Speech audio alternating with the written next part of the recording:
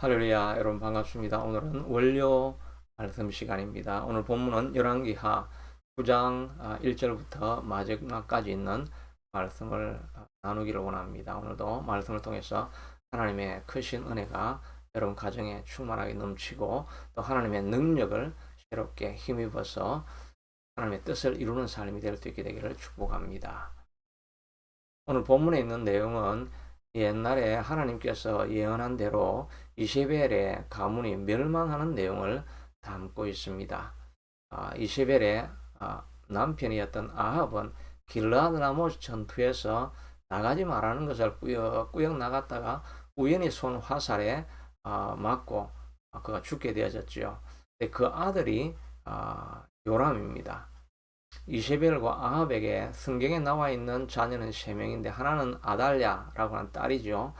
남왕국 유다로 시집을 간 아들입니다. 그 다음에 첫째 아들은 아하시아고 둘째 아들은 요람인데 아하시아는 일찍 죽고 이제 요람이 왕이 되어서 통치를 하는데 이 요람도 길르앗 라모스로 아버지가 죽었던 그 전투로 나아가서 땅을 빼앗기 위해서 싸우고 있는 중이었습니다. 그런데 그도 상처를 입게 됩니다. 그래서 이제 병을 가료하기 위해서 수도가 있는 이스라엘이 아니고 이스라엘 성으로 들어와 쉬고 있으면서 예후에게 총사령관을 맡기게 되어졌습니다. 그런데 이때에 엘리사가 자기 성도 중 한 명의 선지자를 보내어서 예후에게 기름 붓고 그를 왕으로 삼으라고 이렇게 말해줍니다. 그가 전쟁터로 나가서 많은 장군들과 모여있는 예후를 불러내어서 은밀한 곳에 그에게 기름 붓고 하나님께서 그를 왕으로 삼았다라고 선지자 엘리야가 말했다는 것을 전해주기 위해서 왔다고 합니다.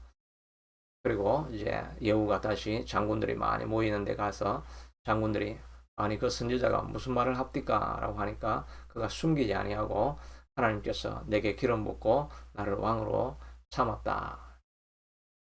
이런 이야기를 하는 것은 바로 반역을 도모하겠다는 이야기지요. 대타를 일으키겠다는 이야기입니다. 그런데 이 말을 듣자 모든 사람들이 예후를 죽이려고 하거나 반대하는 것이 아니라 다 무릎을 꿇고 맞습니다. 예후 당신이 왕이 되어야 됩니다. 하면서 모두가 충성을 맹세하게 된 것입니다. 그러니까 이제 전군을 몰아가지고 길랄 라모스에 전투를 하다가 다시 수도가 있는 이스라엘로 총진군해서 나오게 됩니다. 왜냐하면 지체를 했다가 소문이 퍼지게 되고 요람이 반역이 쿠데타가 일어난 줄 알면 자기도 성을 방비하고 또 군사를 준비시키고 이러면 전쟁이 일어나면 힘들어지니까 바로 총알같이 요람이 있는 성으로 돌아오게 됩니다. 요람이 무슨 일인가 해서 자기가 이제 직접 성 밖으로 나아가서 예후를 맞이하게 됩니다. 그러면서 평안하냐, 전쟁이 승리로 이끌었느냐 이렇게 이제 물어보니까 하는 말이 22절에 있는 말입니다. 요람이 예후를 보고 이르되 예후야 평안하냐 하니 대답하되 내 어머니 이세벨의 음행과 술수가 이렇게 많으니 어찌 평안이 있으랴. 요람에게 대적하는 이야기를 하는 거죠. 그러니까 많은 군사 세력들이 온 것을 보고 반역이 일어났구나 하고 급히 도망을 가는데 예후가 화살을 겨누어서 쏘아버리니까 바로 염통에 맞고 심장에 맞은 거죠. 맞고 그 자리에 쓰러져서 피를 흘리며 죽게 됩니다. 근데 그 자리가 우연히 어떤 자리냐니까 바로 나봇의 포도원입니다. 나봇의 포도원이 어떤 자리입니까? 옛날에 아합이 그 포도원을 빼앗으려고 하니까 못 빼앗으니까 이세벨이 음모를 꾸며가지고 나봇이 배역을 했다고 하면서 그를 돌로 쳐 죽이고 빼앗아버린 땅이 바로 나봇의 포도원이죠. 그때 하나님께서 나봇의 피가 그냥 흘러가지 않을 것이다. 이세벨이 반드시 멸망하게 될 것이고 이세벨은 죽을 때 그 시체의 뼈를 다 들깨들이 먹을 것이다. 이렇게 예언했던 바로 그 장소입니다. 이건 우연이 아니라 하나님의 섭리 가운데 바로 요람이 그 자리에서 죽게 되죠. 근데 그때 같이 있었던 또 왕이 누구냐니까 이 남쪽으로 시집 갔던 아달랴의 딸입니다. 딸이 이제 왕이 되어졌으니까 그 아들 이름이 아하시아입니다. 아합의 첫째 아들하고 동명이인이죠.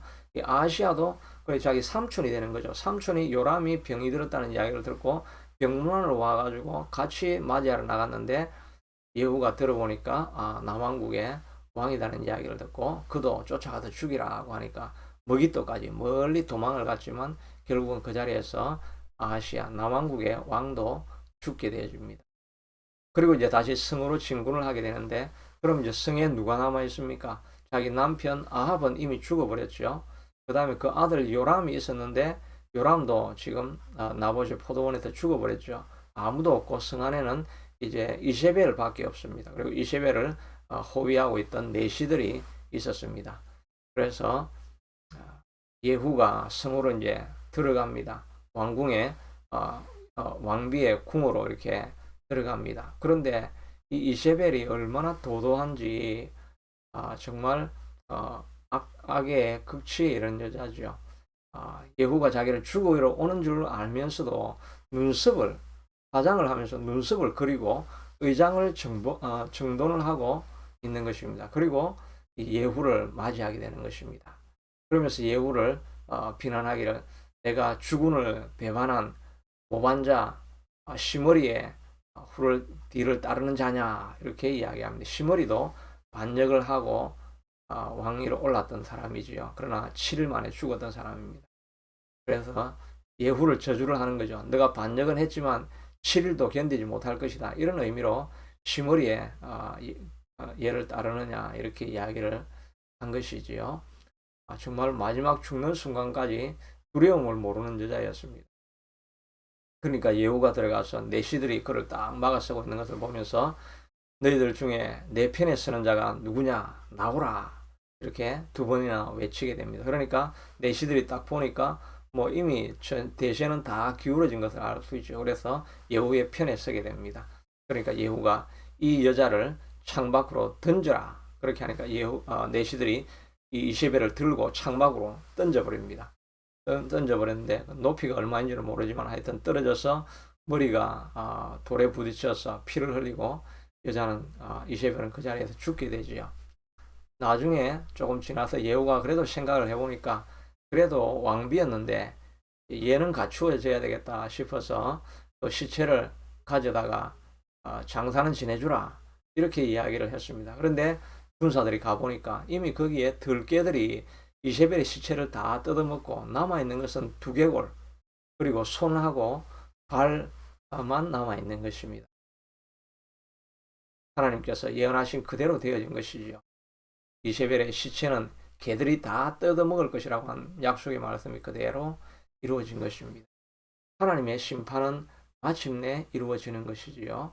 나봇이 자기의 하나님께서 주신 땅을 보존하기 위해서 아합에게 땅을 팔지 않겠다고 했다가 억울하게 피를 흘리고 돌에 맞아서 죽었지 않습니까? 이 억울한 피에 대해서 하나님께서 모르신다고 하지 아니하고 마침내는 정의를 반드시 이루어 주어서 그 원흉이었던 이세벨을 더 극악한 모습으로 들깨들에게 찢겨서 죽게 하는 심판을 하신 것을 알 수가 있습니다. 하나님의 정의는 반드시 이루어진다는 것을 우리가 기억해야 것입니다. 이 땅을 살아가면서 때로는 우리도 억울한 일을 당할 수가 있고 또 하나님의 일을 감당하다가 당하는 모진 고초들이 있을 수가 있죠. 하나님께서 다 지켜보고 계시고 하나님께서 반드시 그 일에 대해서 정의를 이루어 주시는 분이신 줄로 믿습니다. 마지막 날에는 심판의 날이 있어서 하나님께서 악한 자들은 그리스도를 알지 못하는 자들은 음부로 떨어질 것이고 그리스도를 알던 사람들 가운데서도 하나님 앞에서 헌신하고 드려졌던 수고를 따라서 상부를 하나님께서는 반드시 주시는 의로우신 하나님이실 것입니다. 그러므로 이 땅에 당할 때 당하는 여러 가지 원통하고 불의한 일이 있다 할지라도 내가 심판하려고 하지 말고 하나님의 손에 다 맡겨드리면 하나님께서 언제나 심판하게 될 것입니다. 우리가 해야 될 일은 오히려 원수들을 위해서 복을 빌고 원수들을 향해서 우리가 기도하는 것, 이것이 우리가 해야 될 일일 줄로 믿습니다. 또 이 사건을 통해서 우리가 알 수 있는 것은 이 모든 아합의 가문이 멸망하게 된 것은 이세벨이라는 한 여자가 그 집안에 들어옴으로 말미암아 가정이 이렇게 망하게 되어지는 것을 겪지 않습니까? 남왕국도 아달랴라고 하는 여자가 들어옴으로 말미암아 나라가 궁지박산이 나는 거죠. 나중에 아달랴는 자기가 여자가 왕이 되려고 하면서 손자들도 다 죽여버립니다. 폐륜이 일어난 것이지요. 우상의 섬기는 사람들은 윤리가 없어지게 되는 거죠. 이렇게 가정이 망하는 길들이 정말 들어오는 며느리와 사위로 말미암아 가정이 이렇게 어려워질 수 있다는 것을 알 수 있다고 한다면 우리도 참 가정과 자녀를 위해서 많이 기도해야 되겠다는 것을 우리가 생각해 볼 수가 있습니다. 반면에 이 좋은 며느리와 좋은 사위가 들어올 때 가정이 또 일어나는 것을 보게 되지요. 나오미는 모압 땅에 갔다가 큰 낭패와 어려움을 당하고 새 가부만 남게 되는 인생 말년의 비참한 상황을 겪게 됩니다.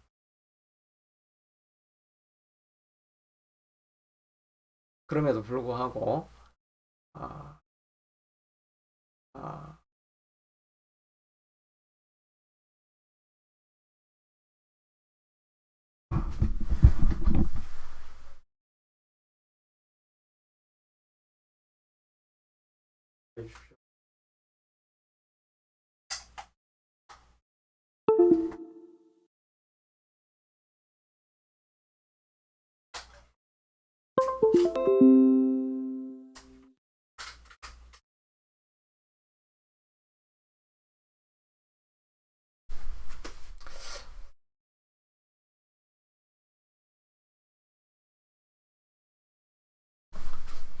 비참한 상황을 겪게 되었지요. 그럼에도 불구하고 어, 롯이라고 하는 좋은 며느리가 들어오니까 그 가정이 마지막에 나오미가 아무런 소망이 없다고 했는데 나오미가 룻이 들어와서 보아스를 만나게 되어지고 그래서 결국은 그의 인생 말년에 생각하지도 못했던 아, 다윗의 자손, 다윗의 선조를 안게 되어지고 다윗의 조상이 되는 아름다운 결과를 이루게 되어진 것이죠. 좋은 며느리가 들어옴으로 말미암아 가정이 이렇게 마지막이 좋아지는 그런 가정이 된 것을 우리가 보게 되는 것입니다. 룻은 정말 시어머니에게 끝까지 효도하는 충성스러운 마음을 가지고 있었고 나오미 하나님을 자기 하나님으로 섬기는 하나님의 백성이 되어진 것을 보게 됩니다. 이와 같이 좋은 며느리, 좋은 사위가 들어오는 것이 가문에 얼마나 중대한 영향을 미치는 우리가 생각할 때 한 사람을 잘 받아들이는 것이 중요하겠다는 생각을 해보게 됩니다. 물론 우리가 좋은 배우자를 만나게 해달라고 자녀들을 위해서 기도해야 되겠지만 또 한편에서는 우리가 정말 좋은 며느리, 좋은 사위로 자녀를 키워가기 위해서 자녀들을 위해서 기도해 주는 것 이것이 참 중요하겠죠. 자녀들이 좋은 사람이 될 수 있게 되도록 또 좋은 사람을 맞이할 수 있게 되도록 믿음의 사람을 맞이할 수 있게 되도록 기도하는 것 이게 정말 가문을 위해서 참으로 중요한 일이다 하는 생각을 보게 됩니다. 또 우리 자신들도 마찬가지죠. 우리 자신들도 정말 좋은 사람을 만나게 되면 사업도 일어나게 되어지고 또 좋은 사람을 만나게 되면 우리의 운명도 또 바뀌어질 수가 있죠. 교회도 좋은 지도자를 만나게 되어지면 모든 운명이 또 바꾸어질 수가 있는 것이지요. 우리도 좋은 지도자를 위해서 기도하는 것이 필요하겠죠. 교회 안에 지도자들이 알력을 관계가 되어지고 또 문제가 일어나고 그렇게 되면 모든 교우들이 다 어려움을 당하는 것을 보게 됩니다. 그러니 교회도 좋은 사람을 만날 수 있게 되도록 기도해야 될 것이고 우리 자신이 또 좋은 사람이 믿음의 사람이 될 수 있게 해달라고 기도하는 그런 삶이 필요하게 될 줄로 믿습니다. 모든 것은 하나님의 섭리에 달려있지만 우리가 이를 위해서 계속 기도하고 기도를 쌓아놓는 것이 필요하게 될 줄로 믿습니다. 그래서 많이 사회적 기도로 좋은 사람을 만나고 좋은 사람이 되어서 아름다운 영향력을 미치므로 말미암아 우리가 가는 곳마다 복의 근원이 될 수 있는 저와 여러분들 되기를 축복합니다. 자비하신 아버지 하나님, 이 북왕국이 아합의 가문이 멸망하게 되어진 것이 바로 이세벨이라고 하는 한 여자를 잘못 사귀고 맞아들임으로 일어난 것을 보게 됩니다. 우리 주변에도 끊임없이 이런 이세벨과 같은 세력들이 우리 자신을 장악하려고 할 때마다 믿음으로 하나님 우리 자신을 세워갈 수 있도록 도와주시고, 우리도 좋은 사람을 만날 수 있게 해달라고 기도하고 우리가 좋은 사람이 될 수 있게 되기를 위해서 기도하기를 원합니다. 특별히 하나님 에버그린 교회가 이런 좋은 사람이 필요합니다. 하나님께서 좋은 동력자들을 보내주셔서 건강하고 아름다운 교회가 세워져 갈 수 있게 하도록 축복하여 주옵소서. 예수님 이름으로 기도드리옵나이다. 아멘. 오늘도 그리스도 안에서 승리하는 하루가 되시기를 그리스도 이름으로 축복합니다.